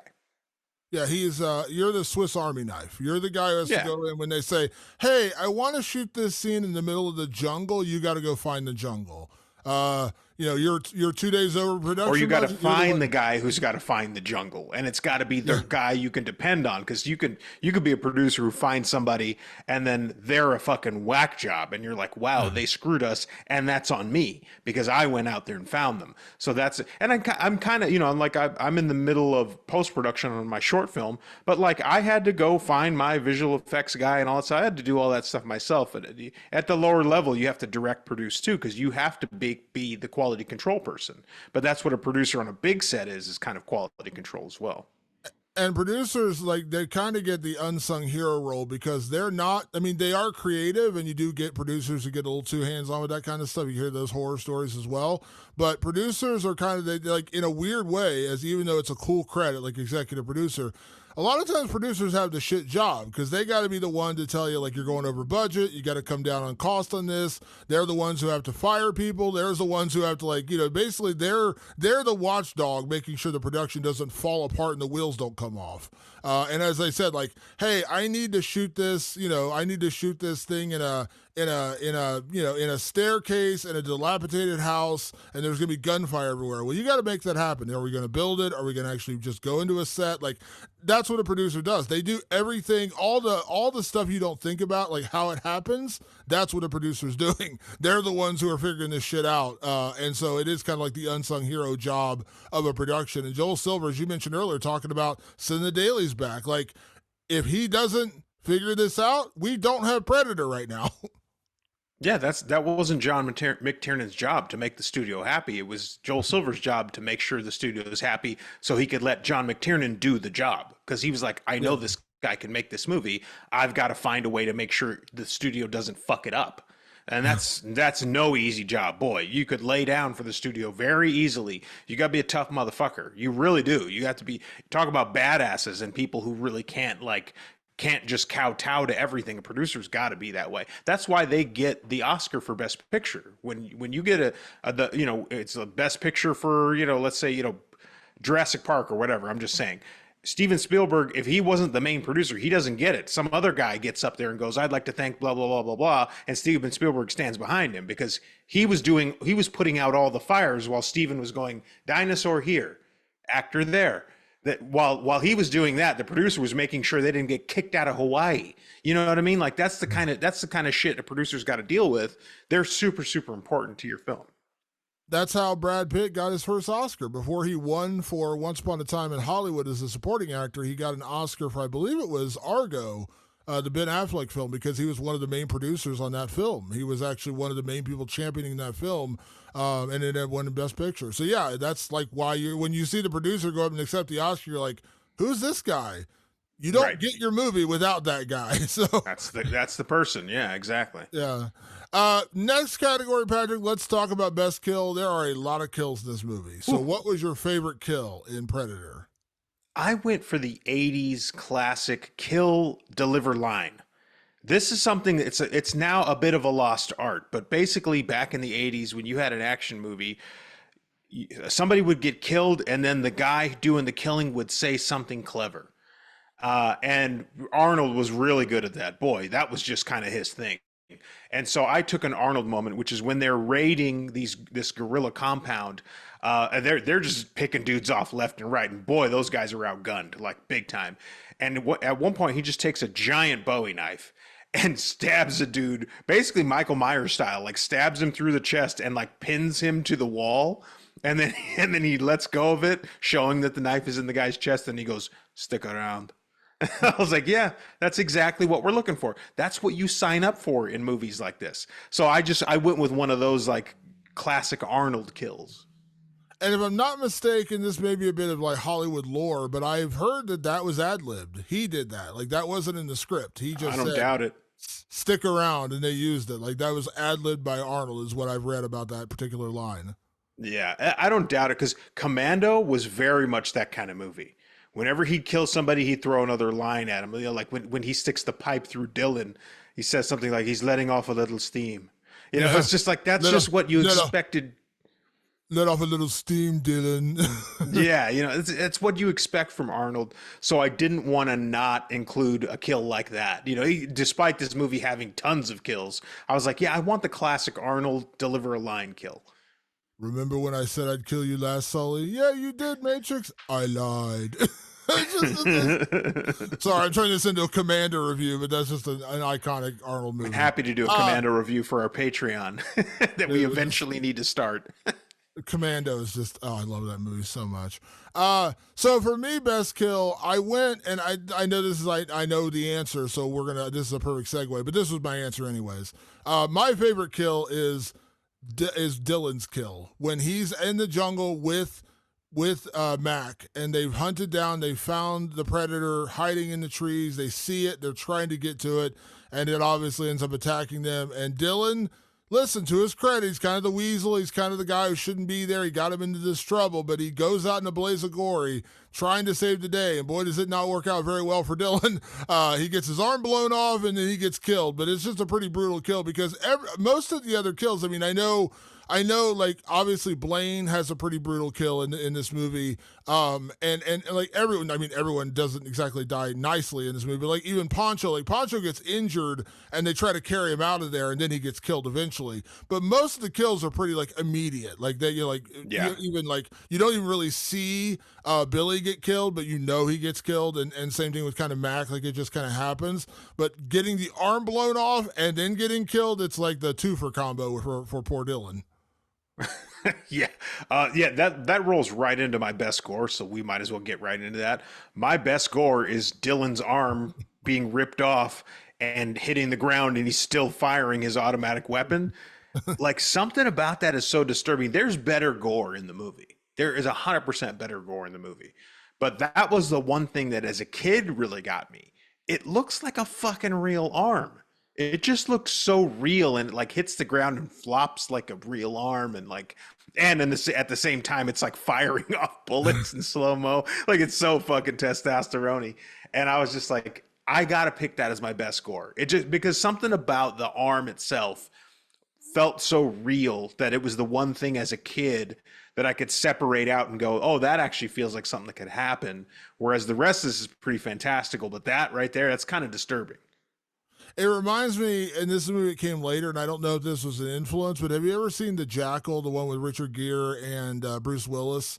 There's a scene where he's testing a weapon, and it shoots off Jack Black's arm, and it falls off, right. And Jack Black like looks at his arm, and he goes, ah! He freaks out. That's like the same thing. Like, I was like, there's no way they weren't paying homage to Predator because his arm gets blown off, and you see Carl Weathers' face, he's just like, oh shit, my arm just got blown off. And he's like, ah! It's a great scene.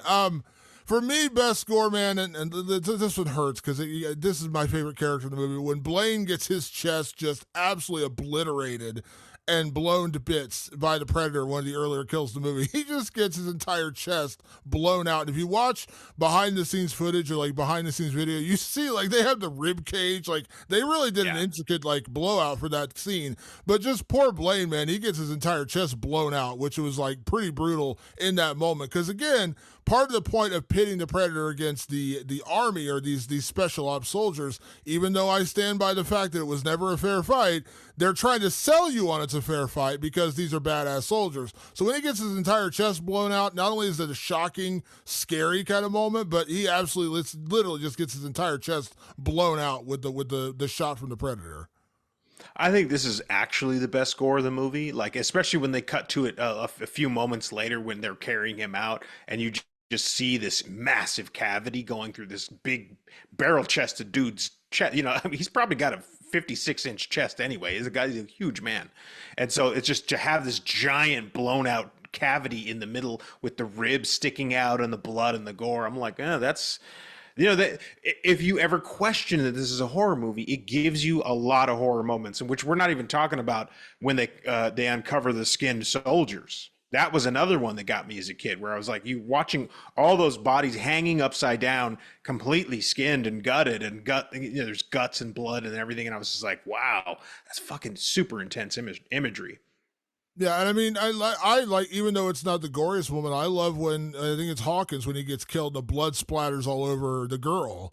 That's a pretty cool scene. Yeah. You're just like, oh shit, like when she's like just like deer in the headlights, stunned at what she just witnessed. That's a pretty cool scene. There's a lot of gore in this movie. Like I said, this is a proper horror movie in a lot of ways. Let's move on to our next category, which is best stunt. This is a very stunt-filled movie. It's a big action piece. So, Patrick, what was your favorite stunt in Predator? I almost called it The Predator. Predator. Predator, yes. My best stunt is later on in the movie when basically we're just down to Dutch and the Predator itself. Dutch does, or his stuntman, I should say, and I believe it's Arnold's lifelong stuntman that he's used for pretty much everything, does this incredible. He does a high dive off a cliff. Who knows where the hell they were in Puerto Vallarta to find these very high cliffs, and he does a complete jump off into water, and then from there, in almost the same shot, I'm sure they picked it up, but it's like this idea of like he just dived from however many, like 20, 30 feet in the air. No, way more than that, probably 50. And then he falls from a waterfall after that. And it's a real dude. This is back in the day. This is pre-CG. This is when like, no, we're just going to throw a human body off of a 50-foot waterfall and just see what happens. See if the guy comes out okay. Like that's what they do. That's what they did. And you're watching it on screen. And so whenever we have really good stunt-heavy movies, I feel like this category needs to pop out, because you got to give love, because there were real people on set really doing these super harrowing things that you don't see as much these days. And, to their credit, because you still sadly read stories about stunt people dying in productions and getting hurt. Yeah, it happens. Terribly. It still happens. It still happens. But that's considering that they've improved the safety measures tenfold compared to what was going on in 1987. Right. When you can digitally change some things and like tweak and alter some things, while again, people are still getting injured and actually killed on sets. We see the stories. It does happen.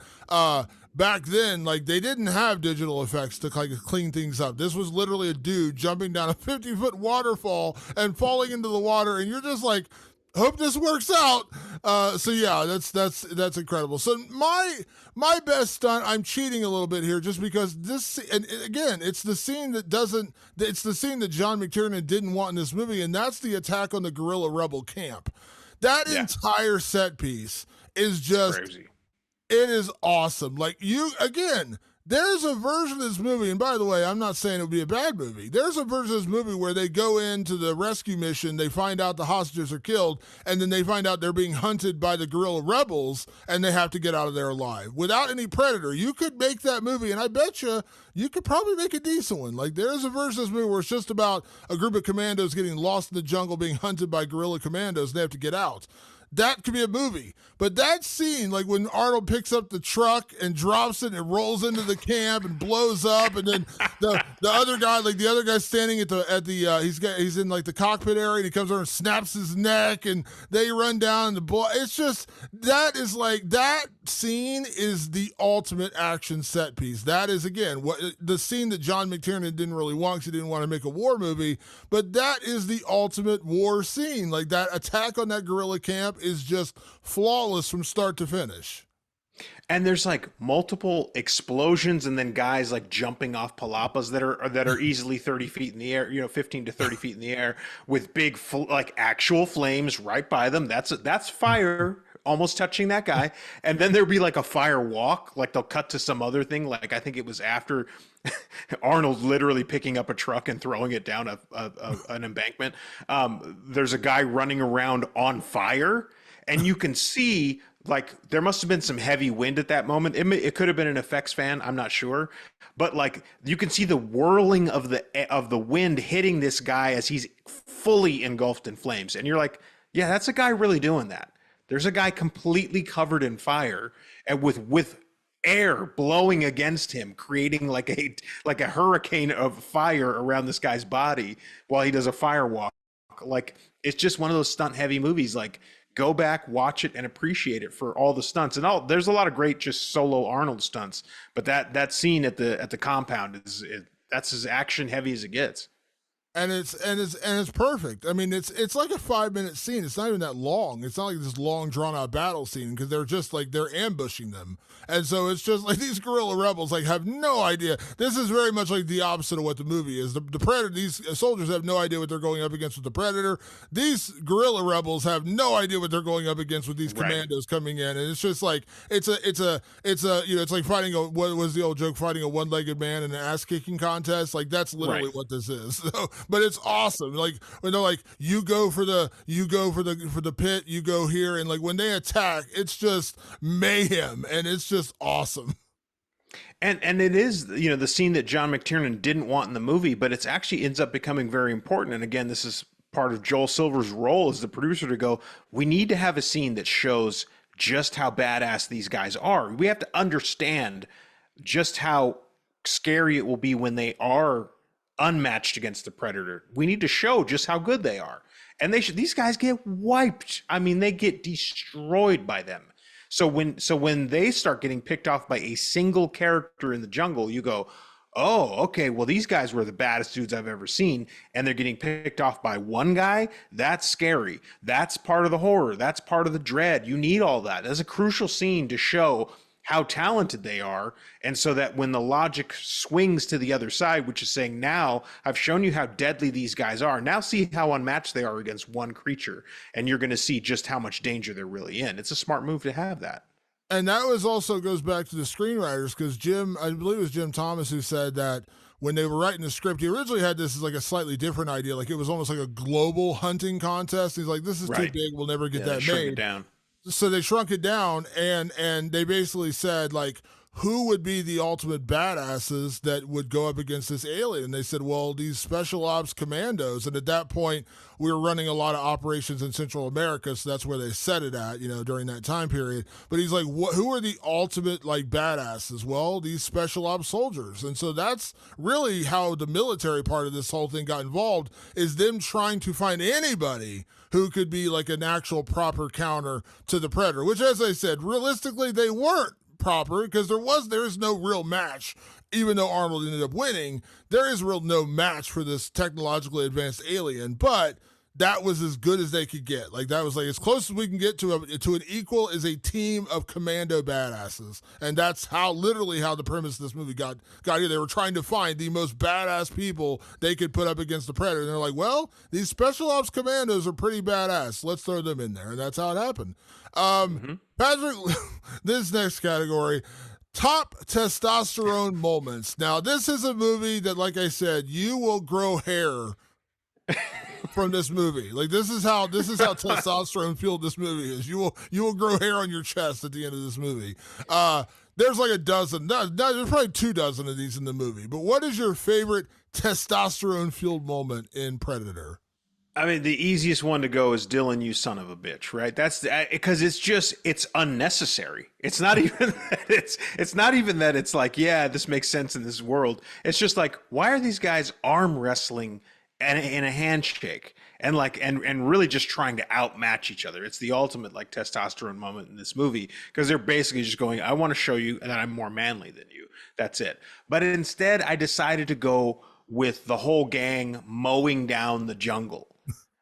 Because it's just like, fuck it, man. Like we're like an hour into this movie, and there really hasn't, aside from that attack on that compound, we really don't know what's going on in this movie. Can we just get a moment where we fire off every gun possible? Because when you first see that minigun, and it looks very mini in the hands of hulking Jesse Ventura, you want to see it go off. You want to see it fired. Like, we're going to shoot that gun at some point, right? You're not going to fuck with me. Like, can we shoot it at some point? And then you get that scene where where Mac is spraying down the jungle, and then all the other guys join in, and they're hitting their little grenade launchers. They're using their automatic rifles, and they're literally mowing down this thick wall of jungle. All of a sudden flattens, and all that's left is like dust and debris flying and smoke from these guns. Like, they didn't need to do that. They did it because it's fucking badass. Because it puts hair on your ass, Damon. And they brought back the minigun for Terminator 2. That's how great that gun was. They had to bring it back for Terminator 2 when Arnold, remember that scene in Terminator Great 2 scene. where Arnold finds it and he has the smirk. Remember, he smirks when he finds it. He's like, ooh, what a cool weapon. That's awesome. And also to that point, it was funny. I was reading, I think it was in that oral history, they said they brought in a military advisor to train these guys and get them ready for production. And he was telling them, he's like, now when you use an automatic weapon, these go in like 6-shot bursts and you shoot them in 6-shot bursts, because if you just hold down on your trigger and you keep firing, you'll melt the barrel of the gun. Yeah. So when they got to that scene, he's like, this won't work because you will just ruin these weapons. And they're like, yeah, but this looks cool, so we're doing it anyways. He's like, all right. So like in reality, like when they're shooting the minigun, by the end of that, by the time he's done spraying the jungle, the minigun's ruined because the barrel would have melted from all the heat. But it looks fucking cool, so that's why they did it. That's testosterone for you. It looks fucking cool, so we're going to do it. That's 100% that. So mine is a little quieter. Mine's a little quieter. And also, like I'm saying this as a guy, and you also have this. We have beards, Patrick. We have beards. I've heard that I have a beard. Bill Duke wet shaving with the fucking disposable razor throughout the entire movie. Now, when I saw this movie, I was a kid. Did not have a beard. Did not even register I was going to have hair on my face at that point when I saw this movie the first time as a little kid. I didn't learn till years later that you never, ever, ever dry shave. Ever. It is the worst, most painful idea you can imagine to dry shave. It is awful. You do not do it. There's a reason why there's like $1 billion industry of like lotions and shave lotions and lathers and oils. You do not dry shave. And I'm sure they had to take the razor out of the disposable razor when he's sitting there doing this for 8 hours. But that scene, at the time, I was like, oh God, that looks cool. Like that guy's a badass. 40 years later, as a grown adult man with a beard, I'm like, that is the most painful scene in this movie because I know how much that's gotta fucking hurt. Oh, the tension and the sound design is very important there too, because you can hear him scraping at the stubble, and you're just like, oh Jesus Christ, this is so fucking intense. But you don't understand the intensity until you're someone who has shaved, which could be anybody. It could be just a person that shaves their legs or whatever like that. You just know how the process goes, and for someone to just dry shave, you're like, no, what are you doing? I'll let you in on a little secret. All I do is put water on my face. I don't even use shaving cream. But I think I do it because I'm like, well, fucking Mac did it. Like Mac was doing it dry, or with the humidity of the day, which to me seems unsanitary. Like something about that doesn't seem like it would be a good idea. But I was like, I only just need water, so I just shave with water because I have to be extra manly, Damon. Apparently, yeah, I do not. I have fucking shave creams and lotions and gels and all kinds of shit in my bathroom. So not that I'm shaving a lot, but yeah, that's how I do it. And also to that point, to further exemplify the manliness of this, at one point he literally snaps the razor off while he's shaving his face because it gets so intense and it cuts his face. Ultimate man moment, because like I said, I guarantee there's men in our audience who are probably military members who had to dry shave. Like when you're in the jungle, you don't have much of an option of that. I'm sure it happens. But if you are a man, you know the pain of dry shaving. It is not fun. You've done it by accident at some point or whatever. Yeah. It's not fun. That scene to this day rattles me because I'm like, God, that just looks so painful. I'm going to go water shave after this just to feel half as much a man as Mac. Yeah, that's brutal. All right, Patrick, our final category is always, is it scary? Now, we mentioned this is the ultimate man movie. This is action, this is sci-fi, this is horror. But is it actually scary? I don't think you're going to get scared at this movie. I was scared as a kid. To me, it was actually a scary movie. But I do think it has the formula for dread. And I think, and that was clearly McTiernan's North Star was like, this needs to be a dreadful movie. It needs to be a movie where the toughest people on the planet are getting picked off by this unseen force. So there has to be, and there is an element to me of the sort of classic slasher. It's still in there somewhere. It's not going to scare anybody, I don't think, at least. But if As always, if you have an aversion to gore, this movie will get you. Some people really hate seeing gore. This movie's got a lot of it, and in a graphic way too, in a way that almost feels a lot more realistic, and intentionally realistic. So that could disturb people. That can actually kind of, what I say, when we say scary, that's something that gets under people's skin. Yeah, I won't say it's scary because it's not really that kind. I mean, is it a horror movie? Yes, but is it actually scary? No. But I will say this: there's a lot of adrenaline-fueled fear in this movie, if that makes sense. Like, there's so much tension, heightened tension. The final battle between Arnold and the Predator. Those moments when he's hiding in the mud. Again, it's not scary, but it's that what I call adrenaline-fueled fear. Like, you're not scared, but you're just like, your heart pumping, you're excited, you've already grown chest hair from the movie, and you're just like amped up, and it's like that battle scene. So, yeah, it's not scary in the traditional sense of scary, but you're already, like, this movie is just all about being amped up. Like, if you watch this movie and don't want to go out and either fire a gun or lift weights or something after this movie, something's wrong with you, because that's what this movie does to you. It's just testosterone, adrenaline fueled movie. And I think that adrenaline fueled fear, because you're so jacked up watching this movie, that it is tension, that especially that final 30 minutes with the Predator and Arnold stalking each other. That is a very like harrowing final sequence. So no, it's not really scary, but it is tension. There is, till you say dread, I say like tension. There is a tension in this movie. Definitely. Well, Patrick, that is Predator. Obviously, it is currently streaming on Hulu. So if you have Hulu, I think they have the entire Predator series on there right now, if I'm not mistaken. So I think so, yeah. Yeah, I know. They when definitely I have 1 it, and 2, which are good.